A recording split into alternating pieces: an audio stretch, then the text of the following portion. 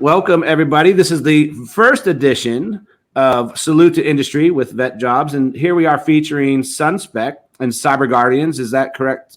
Tom, I want to make sure that's correct because there's the Alliance as well. I wasn't sure how to position that accordingly, but SunSpec, Cyberguardians, correct? That's right, yeah. So the SunSpec Alliance, we are a trade alliance, and our objective is to establish communication standards for distributed energy. And that's a mouthful, but that means is that we're bringing data communication technology to the energy business to expand the size of the market. And so one of the initiatives that we have is called Cyberguardians.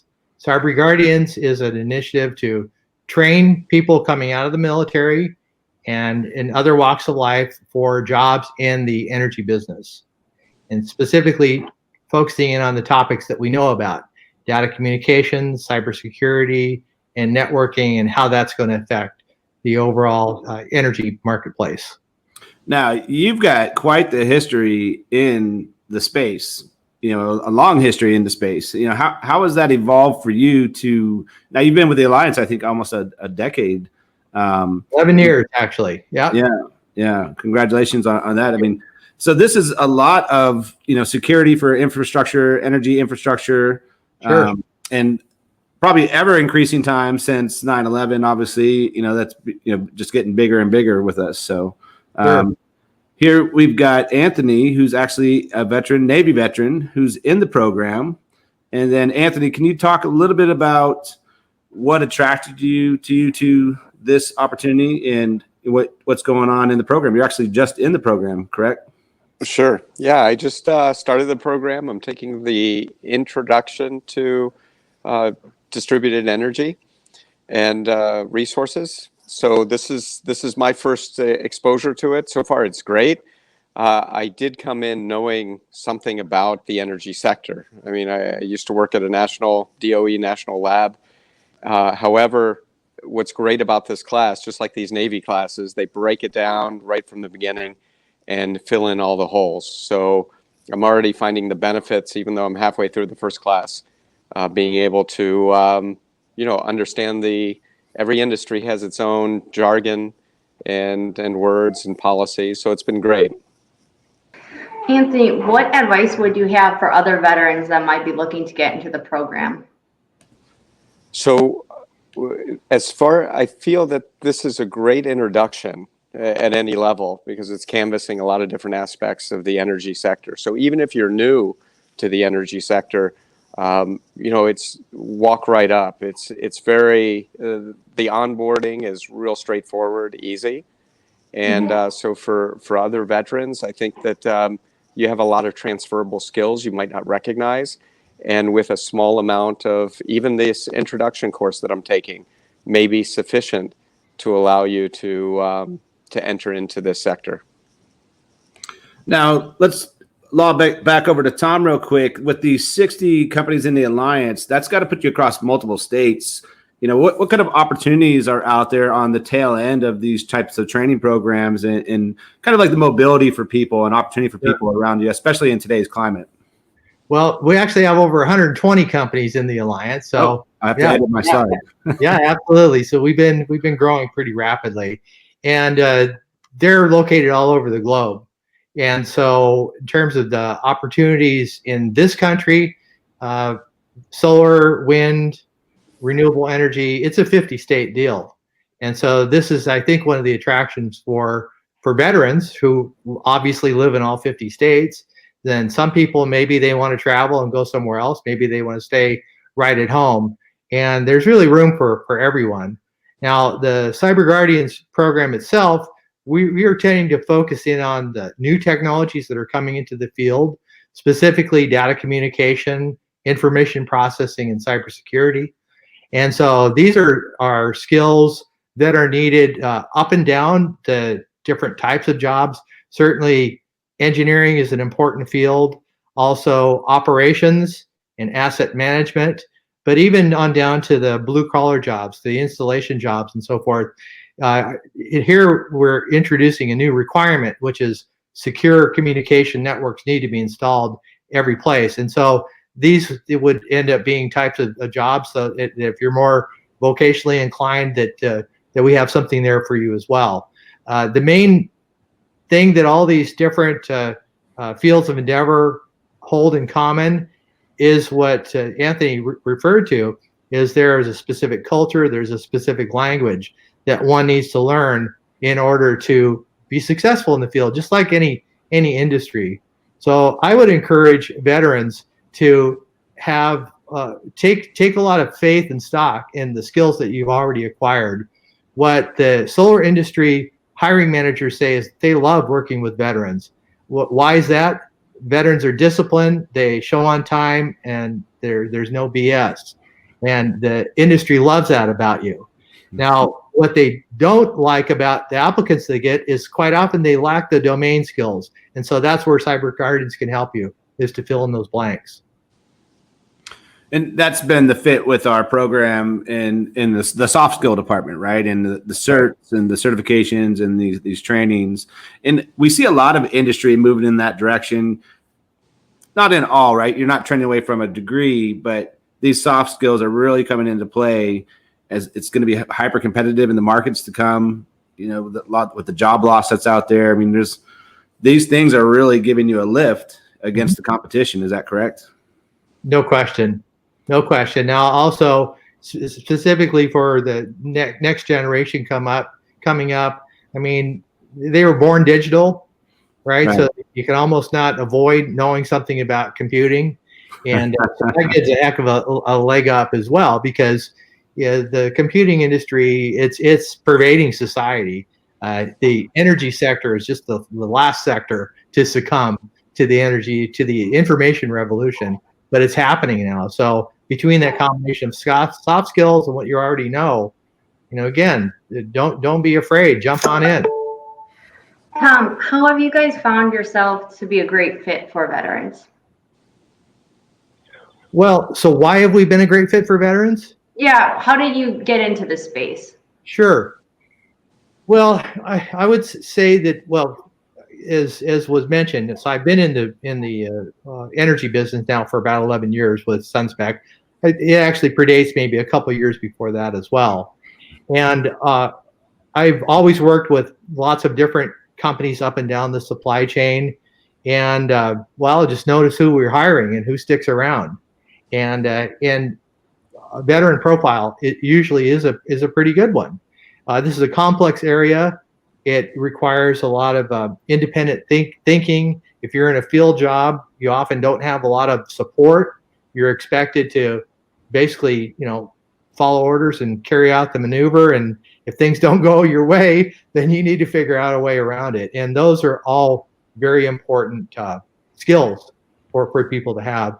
And so when we started the Cyberguardians program, just thinking about this whole concept of swords to plowshares, the military as well is one of those like so-called industries, right, that's being subsumed by information technology. And so just looking at what people are being trained in and plus the soft skills that they bring, I thought, well, this is actually a pretty darn good fit. People have the temperament, and they're having a lot of the training that they're taking by virtue of being in the military that's applicable. What they lack is a little bit of that domain expertise and that vocabulary that's required to bring all these great attributes that they have together. So well, I think Anthony's a great example of that. Anthony, you don't have like a hard coded background in IT or cyber, and you're coming into a new industry. In the training, since you're in the training right now, real time, like what have you found to be the most valuable thing, knowing that you've come from that, what's the right framing, that you're not the typical cyber guy, like you're not that cyber guy, Yeah, I didn't grow up. Yeah. Yeah, absolutely.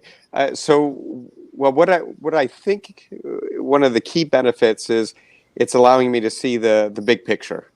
So, but at the same time delivering those, as Tom had pointed out, some of these specific skill sets that are needed and expected of you. It's and having someone walk you through it and put a curriculum together, it's like wearing a uniform, right? You don't have to think about it. You put it on and you can move, you can march right through. So Yeah, I'm finding it fantastic that way. As I said, I'm new to the program as well, and having just the understanding the industry and what the specific filling in these things that I'm missing, I found invaluable already, and already benefits when I have conversations with people in the sector.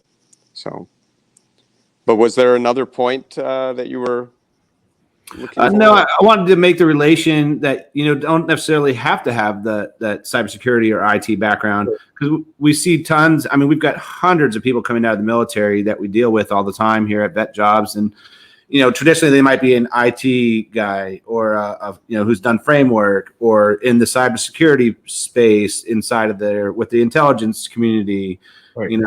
and those guys are. You would think traditionally like they're the natural fit, right, to move into this. And type of I think they are. Yeah. At the same time, and I'll defer to Tom to talk. I think the program has a broader applicability.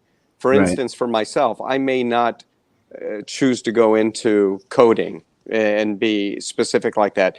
But even for someone who's broadly looking at business development or some other area, these courses are very applicable and take those partnership, public-private partnership skills that can be very applied here as well with that. So again, I'd defer to Tom for how the program can help a broader range, but I see it very applicable even to the non-coder or someone who does want to get more into that technical coding. Yeah, one quick snippet to add to that. We've seen hundreds of thousands of resumes come across, but traditionally, surprisingly, over 60% of the people don't really work in the same capacity that they did inside of the military. There's often, more times than not, a pivot in their direction. Whether it's being something new or experiencing or interest change or opportunity at the same time that's afforded to them, because they typically migrate back towards a home base where they came from or where family might be moved to, so that could limit opportunity as well. But more times than not, somebody's using these certifications and trainings because they want to gain traction in a new industry. And I mean, Tom knows this. You guys know this. Cybersecurity is a hot ticket right now, right? Sure. Yeah. Well, sounds like military people are a lot like graduating college students, right? They get to the end of the line and they figure out they want to do something different, or they need to do something different. Right? Yeah. The job is not available for them to carry on. And hey, like you said, they've got lives and families that they need to take care of, and there's a ton of jobs here. The statistic is before the COVID hit, the solar industry alone had about 260,000 people working in the sector. I dare anybody to compare that particular stat with any other energy sector in terms of employment, and adding new requirements for people, 10, 20, 30% per year growth. So when you combine that with the fact that the American educational institution is not cranking out people with the right technical backgrounds when they're coming out of a 4-year program, what's happening is a lot of people, whether they're graduating college students or people that are getting out of the military, are finding it's like, hey, if I want a job, I should go to where the jobs are, and there's a lot of jobs in this field. But you have to bring your skills up to speed, which means you have to apply yourself, right? So it's not going to be straightforward. But again, why military? People with military background, they know what it means to stick to something and to accomplish the mission, and that's what it's about. Is there a certain spot you're looking to hire and that you're seeing the growth happening? The growth is coming across the board. So, for those that track the finance markets or media, Bloomberg anticipates that roughly 2/3 of new energy installations over the course of the next 20 years are going to be in either solar or wind. And by the time we get to the outer part of that, we start to get closer to 100%. The source of supply, the wind and the sun, It's unlimited. It's free. Makes perfect sense. It's clean. It's available everywhere, even in northern climes. I know people are surprised when I say places like Minnesota, they're great for sun because, hey, the sun shines there and it reflects off the snow as well. And all that is energy that can be captured. So it's across all 50 states and it's across every continent on the globe. I mean, this is not just a U.S. thing. So people that have a bug to travel, if they want to go work in different parts of the country or different parts of the world, those are all possibilities. Now, what jobs? Certainly the biggest sector of jobs in this business have to do with the construction of new plant and equipment. So probably 2/3 of the jobs are in those fields. And along with that comes some operational jobs as well, asset management, maintenance, planning, and so forth. Now, and those jobs are good paying. The remaining third of jobs, of course, are spread across manufacturing, finance, business development, and so forth. Those are even higher paying, engineering, and there's voids everywhere. So what we're finding, even with where we're at now, dealing with 120 member companies, is that we're retooling existing employees to have these new skills because they're not filling the jobs fast enough. Now, COVID's put a damper on that. However, we're going to get out of this thing sooner or later. And when that happens, we're still going to be right in the middle of an energy crisis. We're going to need more of it. And furthermore, we're going to be further down the line in terms of the electrification of society. So people don't think about it, but what's happening in certainly electric vehicles, yes, that sounds like a trendy California thing. But long haul trucking, buses, all that stuff is going electric. And because of the economics. Oh yeah, but it's a race to see who's going to get the semi market. I mean, there's only the two out there really that are bubbling it up, but Tesla is definitely the forefront of that. But I mean, that industry, which is also a partners of ours, is also hurting for drivers, and so that's a big market coming up right now. And there's always the global pressure for clean energy, right? I mean, that's never going to go away. So you're in a very insulated industry.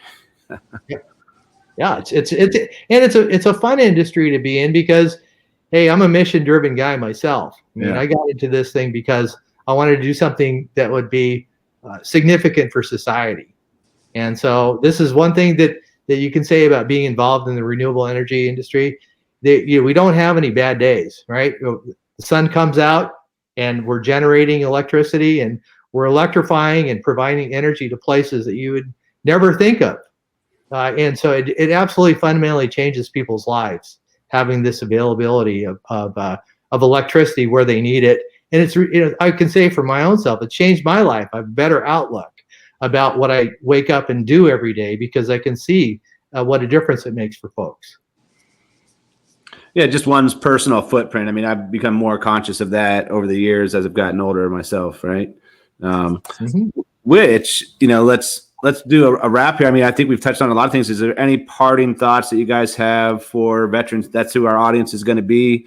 They could be watching this across social channels, YouTube channels. We're going to be driving the traffic to it. Some aspiring veterans who want to come into the industry of cybersecurity, IT, solar. Here's your chance. Some parting words. I guess I would add. Oh, sure. I would add. There's a few different groups out there. Myself being further along in my career, I think it's just a wonderful opportunity to participate. And given the breadth of skills, I feel that it's a broad, as Tom was saying, it's a very broad and growing field. So great. But at the same time, I've encouraged my nephews, both of them.